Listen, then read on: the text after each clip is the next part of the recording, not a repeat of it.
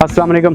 मलिक अमीर select property consultant के platform से एक बार फिर आप दोस्तों की खिदमत में हाजिर हूँ। आज मैं मौजूद हूँ इनक्लेव ब्लॉक के अंदर।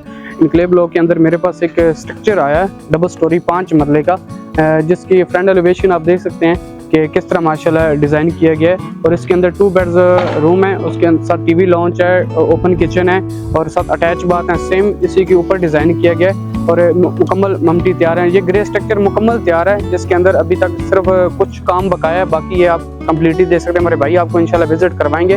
तो इसकी जो लोकेशन बनती है ये प्राइम मार्केट की बैक साइड पे स्ट्रीट नंबर 6B में मौजूद है और ये 5 मरले पे आ रहा है। तो इसके जो डिमांड्स है वो 1,15,00,000 रुपये इसकी डिमांड है। तो इसमें अगर कोई भी दोस्त अहबाब हमारे इसको परचेज़ करना चाहें तो हमारे दिए गए नंबर पे रब्ता करें और हमारे ऑफिस विजिट करें। हमारे ऑफिस की लोकेशन बनती है main 70 feet road, enclave tower, lower ground, office number 5। Thank you.